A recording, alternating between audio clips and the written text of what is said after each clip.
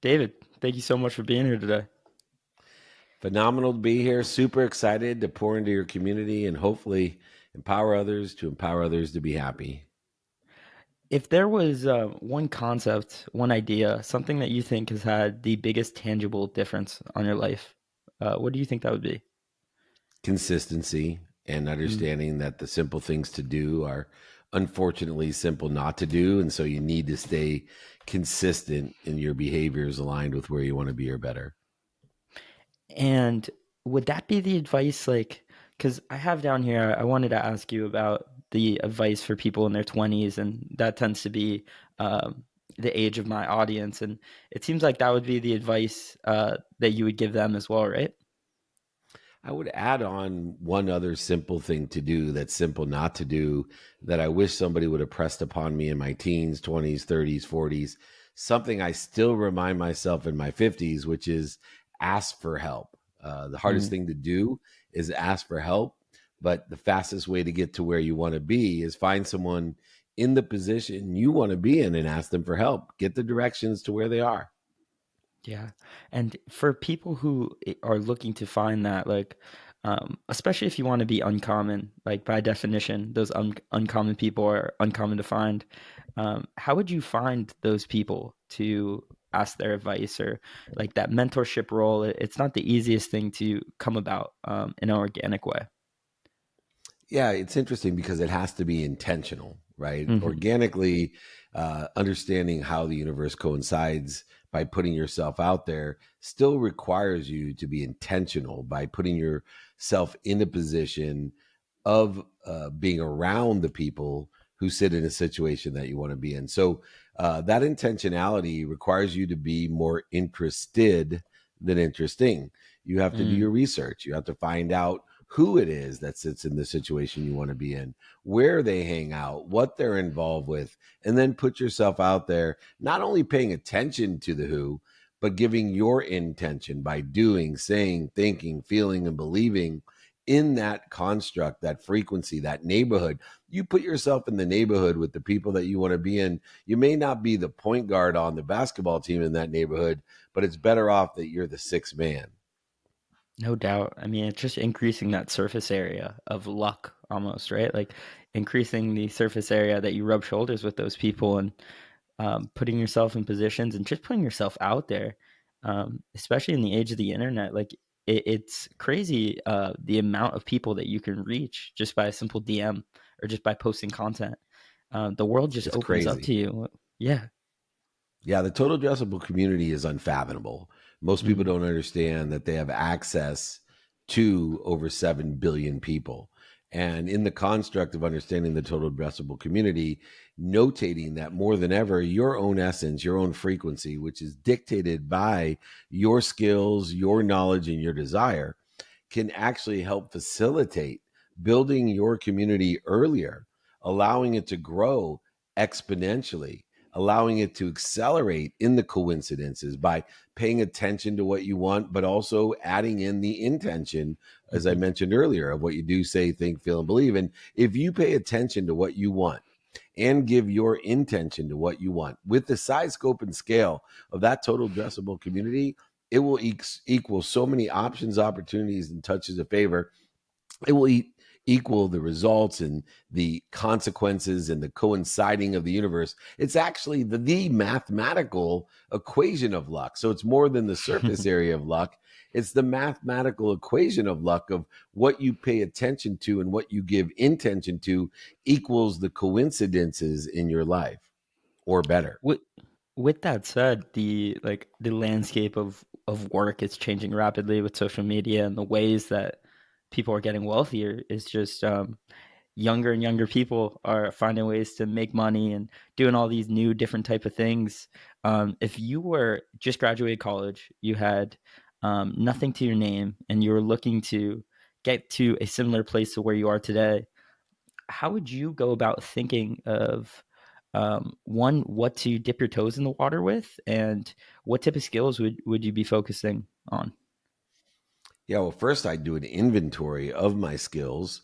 I do an Mm, inventory of my knowledge of who I know and who I could know, and knowledge of what I know.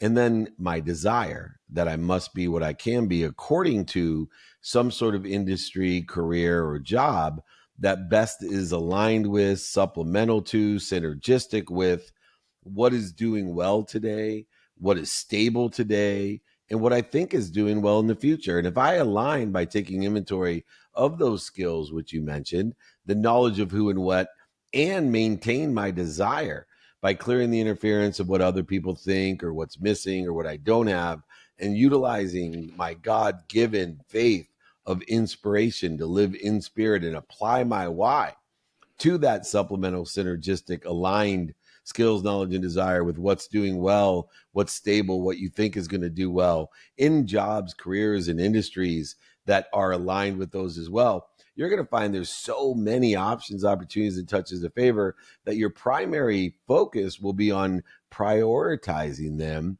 not Mhm. searching for them, not searching for your why, but applying it with more purpose than pain. Because if your purpose overachieves your pain, I promise you, you'll get to where you want to be in an accelerated way.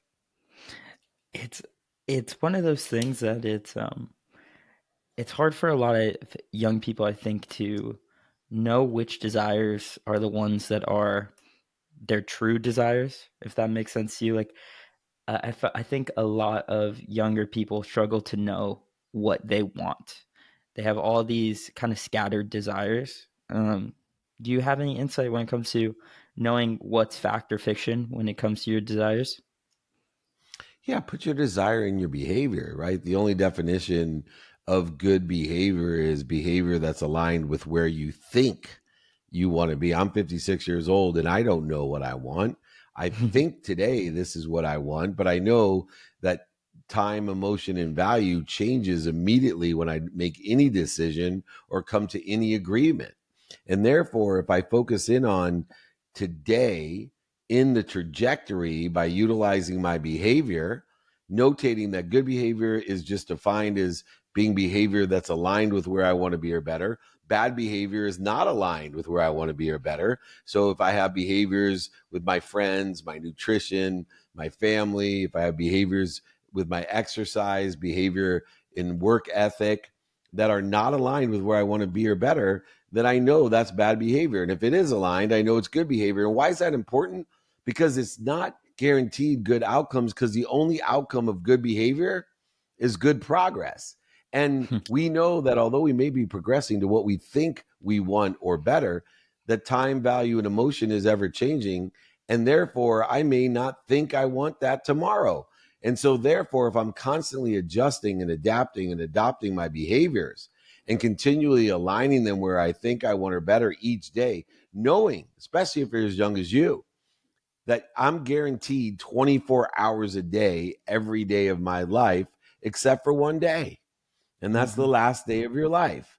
You will be cheated either minutes or hours the last day of your life. But if you live as if you get and are guaranteed 24 hours every single day, except for the last day, by being productive, by being accessible to others and accessing what you want, receiving, and also living in inspiration with gratitude to find light, love, and lessons, knowing that life is only about the lessons, that there's no pain if you have the solution, there's no problem if you have the teacher's guide, the cheat codes. And those cheat codes are only through enjoying not the outcomes, enjoying the consistent everyday, persistent without quit pursuit of your potential. Your behavior is what Mhm. determines your happiness, your enjoyment of what other people don't like, what other people don't love, what you may not like or love, but you learn to do so. Because if Mhm. you do that consistently, life will tell you all its secrets. It'll tell you its cheat codes. It'll give you the solutions.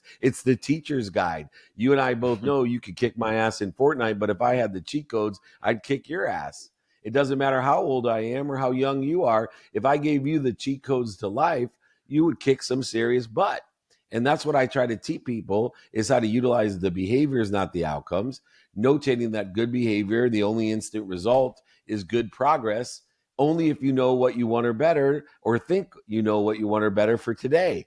And then reassess, knowing that time, value, and emotion are going to change the minute you decide what you want or better, or the minute you make a decision, or even an agreement with someone else. So our Maintenance of this is simply to stay aligned with one another by knowing our timing and risk tolerance and the trajectory of where we want to be or better, coordinating and collaborating with one another in a mutual benefit, not interfering, competing, attacking each other with judgments, conditions, and also expectations of where we should be or where we think people should be. The beauty in what you were just saying is that, when you do those good behaviors consistently, the it's it's the person that you become, which is the beauty of it. Like it doesn't even matter if you end up um, pursuing that in the end, because like I run it through the filter of my life, and the podcast is a great example of this, right?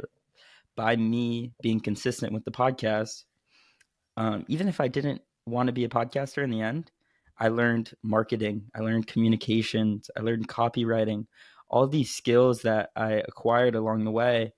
Um, just by following my enjoyment and following my bliss, and following the good behaviors, now I'm so much more serviceable in the marketplace, or whatever I want to pursue, just by doing exactly what you're just saying of doing consistent action with those good behaviors. Right. And it's such a hard thing at a younger age to detach from those outcomes and really focus in on enjoying that pursuit. I'm friends with Chris Gardner, who did the movie Pursuit of Happiness, wrote the book Pursuit of Happiness, had Will Smith win an Academy Award or nominated for Academy Award for the Pursuit of Happiness. And I tease him, but there is no pursuit of happiness, everyone. I hate to break it to you. There is only happiness is the pursuit. And if you can learn to enjoy the pursuit of your potential, to know that the common denominator of all passionate, purposeful, and profitable people is a desire that they must be what they can be. Mm-hmm. And you have to ascertain and improve upon that desire, not by going and getting it, by understanding what you already are, not what other people think of you, not what you want them to think of you, but simply I am. I am happy, I am healthy, I am wealthy, and I am worthy. But what am I doing to interfere with it? What am I doing, saying, thinking, feeling, and believing to interfere with my potential, my truth, my higher self? And when you can shift that paradigm and utilize your behaviors in the trajectory of where you want to be or better by having that mindset, that heart set, and that handset, I promise you, you will make a lot of money. You will help a lot of people and have a lot of fun. It reminds me of this concept of, I think they call it gold medal depression, where these athletes have their eye on this pursuit for so long, and then they achieve it and they don't know what to do with themselves, and it's only in hindsight that they realize that all the purpose and all that happiness was derived from the pursuit of that thing, not from the attainment of it. Um, did that wisdom for you come in a similar way, with making so much money at a young age and starting to realize like, oh shit, it was the the journey, not the destination? Is exactly what happened to me. In fact, when I built my dream house, married to my dream wife, and living my dream life as CEO of Leigh Steinberg Sports Entertainment, the movie that they made, Jerry Maguire, after our firm, I remember lying in my bed the very first night, looking at the ceiling and telling myself, "Oh shit, what am I going to do now?" Mm. Because I had everything I ever dreamed of and even more.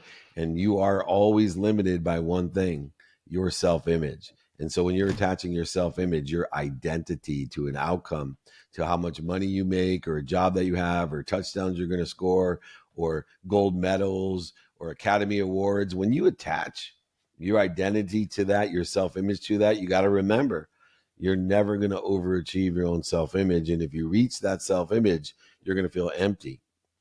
And that emptiness is going to spiral. And then Mm. your actions, words, thoughts, and beliefs are going to spiral. And then you start attracting spiral into your life, not pursuit.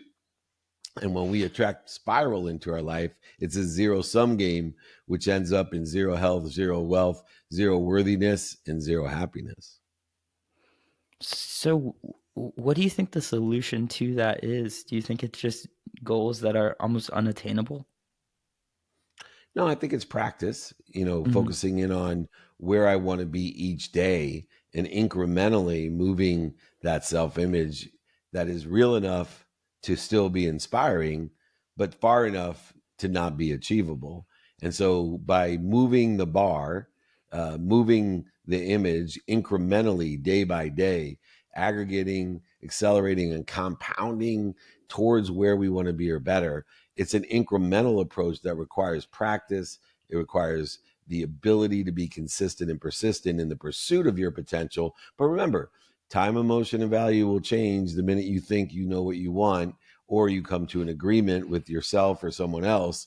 You have to make sure that you're aligning, adopting, and adapting all what you do, say, think, feel, and believe, knowing what you want, who you can help, who can help you, and how best to get it done. And then you'll be able to continually prioritize and reprioritize your now and next. Knowing Mhm. that knowing your now and next is a matter of knowing what's important to you. Also, knowing your now and next is the most efficient, effective, and statistically successful way to get to where you want to be or better, because 100% of the things you do now get done. And if you know what to do next, you'll always know your now. And so utilizing and understanding what's important to us by the what, the who, and the how, knowing our now, then facilitates the shift in the paradigm of applying our why, not searching for it. Knowing that our purpose is greater than our pain, that we can focus in on how and what are we doing to interfere with our potential? What are we Mhm. doing to react to fear, to interfere with our potential? Do we have the need to be right, the need to be offended, the need to be separate, the need to be inferior, superior, anxious, frustrated, angry, guilty? All these feelings, they're so easy to identify, but yet they interfere with our pursuit of our potential. And so I teach people the 5 daily practices. In fact, if anyone in your community would like my book and the 5 daily practices, just email me. I'll send it to you for free. I'll pay for the book. I'll pay for shipping. I'll sign the book if you want. David at dmeltzer.com is my email. David at dmeltzer.com. I'll offer to your entire community to help build those 20 and 30-year-olds in the world to empower others, to empower others. I will teach you how to make a lot of money, help a lot of Mhm. people, and have a lot of fun. But I appreciate you taking the time to do this, and I think that that's a beautiful little glimpse into into your mind today. This was an awesome episode.